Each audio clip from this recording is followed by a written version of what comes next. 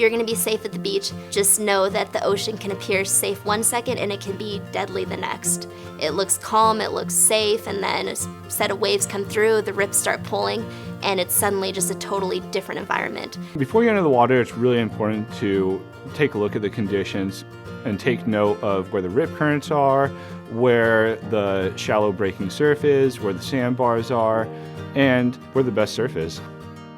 The water quality might not be safe. Ask the lifeguard if it's safe to swim. When you're walking into the tide, you have inshore holes. You don't see those. You can walk it right into one of those. They're all over. You just have to look out for them. Oceans do not have undertows, they have rip currents. Currents do not pull you down, they just pull you out. We have the longshore currents, or what we call the side currents. They don't move out, they move along the beach. And those can be hazardous because oftentimes what's gonna happen is they're gonna pull you right into those rip currents. Rocks, jetties, and piers might seem like they're safe to swim around, but they actually cause rip currents and are much more dangerous to be around than they seem. It's important to never enter or exit the water from rocks, jetties, or piers. They can be hazardous and there could be submerged objects around them. A good rule of thumb is to stay at least 50 feet away from the rocks, jetties, and piers. We have structures on our beach like the pier. Side current will often pull people through the pier and people can get hit by barnacles on the pier, pilings, and just get head injuries. Generally, we try to get to people before they go through the pier, but in some cases we're not able to get there in time to get them on our buoy, and we have to just take them through the pier as best we can. And if we have to hide behind a piling while waves are coming through to protect ourselves and our victim, that's what we do. We get trained to do pier rescues, how to basically use the pilings to our advantage when the surf is coming through. It's important that they understand what their limits are and they know what they can handle. Experienced surfers, generally, they know how to use the rip currents to get to the outside break, and they know how to safely ride those waves. With beginner surfers, quite often you'll see them paddling out in the wrong area. They don't know how to paddle on their board. They'll either be too far forward or too far back. They don't know how to position themselves on the board once they're taking off on waves, and they don't know what kind of waves they should be taking off on.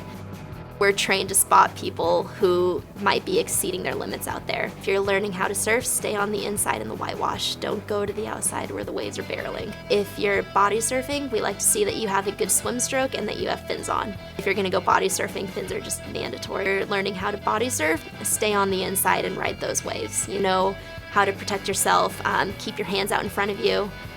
Don't take off on waves that are breaking straight into the sand. Just position yourself smartly and, again, know what your limits are. We love bodyboards. Bodyboards really revolutionized the way people go in the water. Bodyboards are a lot of fun, but we tell people make sure you have a leash with your bodyboard. In other words, something that attaches to your wrist, attaches to the board, so if you do get hit by a wave, the bodyboard's still there. Another thing about bodyboarding is that it's really hard to paddle around. A good solid set of fins to get you around is going to make a big difference in the number of waves you catch. And also, if you get caught into a rip current on a bodyboard, you don't have fins, you're going to have a really hard time getting in. People with fins are better at getting around, kicking out of the current, moving around, and you're going to get a lot more waves too. So if you ever see a very experienced or an elite swimmer go down to the ocean, they'll sit down on the berm line. They'll watch the water. Where's the wind coming from? What are the currents doing? Where is it safe to enter? Where is it safe to exit? And it allows them to make sound decisions. But once you're in the water, those conditions might be changing on you. So swim with your head up. Every once in a while, look around, find a landmark back on the beach. Is your current moving you up or down the beach? And that'll help you have a better time and enjoy yourself.